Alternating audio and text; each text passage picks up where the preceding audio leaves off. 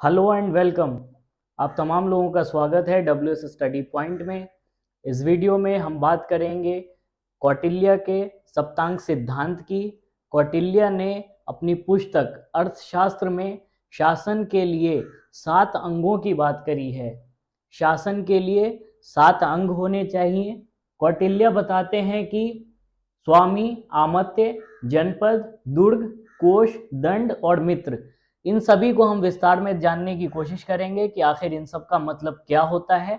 उससे पहले मैं आपको एक बात और बताता चलूं कि जो कौटिल्य हैं, ऐसा माना जाता है कि वही चाणक्य हैं और विष्णुगुप्त हैं। इस बात का कोई प्रमाण नहीं है कि ये तीनों एक ही व्यक्ति हैं, लेकिन ऐसा माना जाता है कि ये तीनों एक ही व्यक्ति हैं, जो कि चंद्रगुप्त मौर्य को शासक बनाने वाले जो चाणक्य थे वो भी यही हैं, और जिन्हें हम विष्णुगुप्त के नाम से भी जानते हैं, और चाणक्य जिन्होंने अर्थशास्त्र लिखी थी, इनकी प्रसिद्ध पुस्तक है।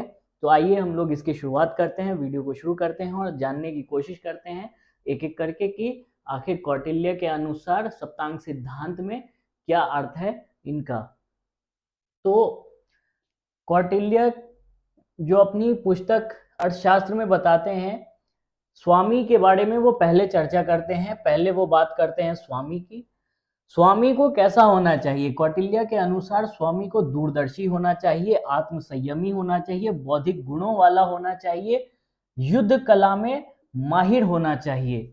कौटिल्य के अनुसार जो एक स्वामी होता है उसे अपनी जनता के प्रति उत्तरदायी होना चाहिए, उसे निरंकुश नहीं होना चाहिए, उसे अपनी जनता के हित में सोचना चाहिए, अपनी जनता के हित में कार्य करना चाहिए, और जब भी उसकी जनता को उसकी जरूरत हो वो स्वयं उसके लिए हमेशा उसके तट पे खड़ा रहे। यानी जब भी एक जनता, उसकी जनता को कुछ भी आवश्यकता हो, किसी भी समस्या को, किसी कोई भी समस्या हो, तो उस समय वो उसके लिए खड़ा हो। तो दूसरा है आमत्य। आमत्य का अर्थ है मंत्री। मंत्री कौटिल्य बताते हैं कि मंत्री को कैसा होना चाहिए? मंत्री को बुद्धिमान होना चाहिए, मंत्री को धैर्यवान होना चाहिए, उत्साही होना चाहिए, युद्ध कला में माहिर होना चाहिए और चतुर होना चाहिए। क्योंकि कौटिल्य मानते हैं कि अगर सिर्फ शासक ही, एक अकेला व्यक्ति पूरे शासन को नहीं चला सकता है, पूरे साम्राज्य को नहीं चला सकता है, उसके लिए मंत्री का योग्य होना अति आवश्यक है। मंत्री योग्य नहीं होगा तो एक अकेला व्यक्ति शासन को नहीं चला सकता है। आज भी हम लोग अपने लोकसभा में या राज्यसभा में या विधान सभाओं में हम लोग देखते हैं कि अगर एक शासक होता है, एक अगर प्रधानमंत्री होता है, तो हम अपना प्रधानमंत्री अपने कार्यों को बांट देता है मंत्रियों में, मंत्रियों की नियुक्ति करता है और उनके द्वारा शासन को व्यवस्थित रूप से चलाने का प्रयास करता है और शासन को बेहतर ढंग से, बेहतर तरीके से चलाने की कोशिश करता है एक शासक। उसी तरह चाणक्य, कौटिल्य बताते हैं कि एक मंत्री को योग्य होना चाहिए और अपने शासक के प्रति उत्तरदायी होना चाहिए, उसे बुद्धिमान होना चाहिए, उसे धैर्यवान होना चाहिए, उत्साही होना चाहिए। ठीक है। तो तीसरे में कौटिल्य बात करते हैं जनपद की। जनपद से अर्थ जनता है और भूमि है, केवल जनता नहीं है, केवल भूमि नहीं है। जनपद से अर्थ है कि एक भौगोलिक क्षेत्र हो, उसमें जनसंख्या का वास हो, उसमें जनसंख्या रह रही हो। तो इसका अर्थ ये नहीं है कि केवल जनता है या केवल भूमि है। जनपद से अर्थ है जनता के साथ भूमि हो। उसके बाद अब हम बात करते हैं दुर्ग की। कौटिल्य के अनुसार दुर्ग का अर्थ है कि किला।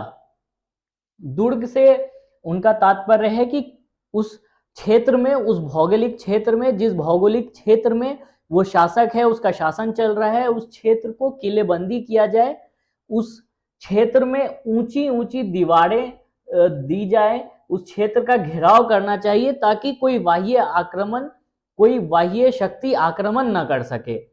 उस क्षेत्र की सुरक्षा के लिए वहां पे किले बनाए जाएं, ऊंची ऊंची दीवारें देकर क्षेत्र का घेराव किया जाए ताकि क्षेत्र में जो जनसंख्या है, उस क्षेत्र की जो जनता है वो सुरक्षित रहे। उसके बाद कौटिल्य बात करते हैं कोष की। कोष यानी धन। धन से क्या अर्थ है कि जो भी कोई साम्राज्य होता है उसको चलाने के लिए धन अति आवश्यक है। बिना धन के शायद किसी भी साम्राज्य को चलाना मुमकिन नहीं है।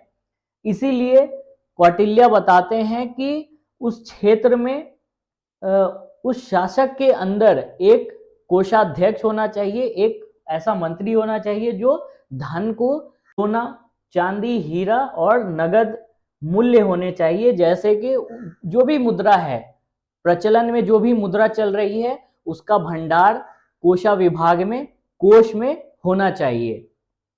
उसके बाद कौटिल्य बात करते हैं दंड की। दंड से अर्थ है कि सेना से, जो शासक है उसे अपनी सेना रखनी चाहिए अपनी सुरक्षा के लिए। और सेना में भी भर्ती किनको करना चाहिए? जिनके वंशज सेना में रहे हो। जैसे कौटिल्य क्षत्रिय की बात करते हैं कि सेना में क्षत्रिय को पहली प्राथमिकता देनी चाहिए, उसे ही लेना चाहिए जिनके पूर्वज सेना में रह चुके हों, जैसे जिसके पिता सेना में कार्य कर चुके हों, चाचा कार्य कर चुके हों, यानी सैनिक क्षेत्र का व्यक्ति हो, यानी उसके वंश में कोई सेना में कार्य कर चुका हो। कुल मिला के क्षत्रिय की बात करते हैं कौटिल्य।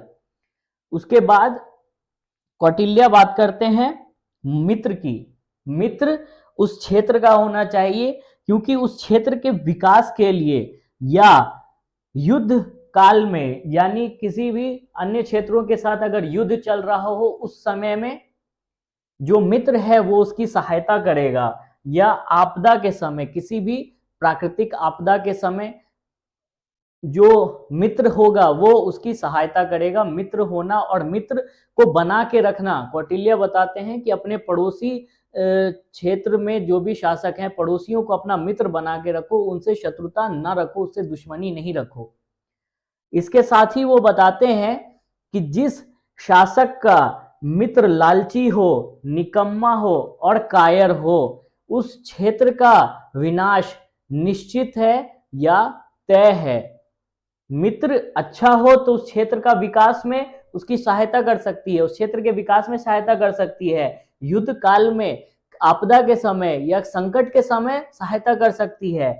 लेकिन अगर वही मित्र निकम्मा हो, लालची हो या कायर हो, तो वो उसको, उसकी सहायता नहीं करेगा, बल्कि वो उसको, उसका विनाश निश्चित है, उसका विनाश तय है। ये बताते हैं कौटिल्य अपने सप्तांग सिद्धांत में। तो ये थे कौटिल्य के अनुसार सातों अंग, जो हम लोग सप्तांग सिद्धांत के नाम से जानते हैं, या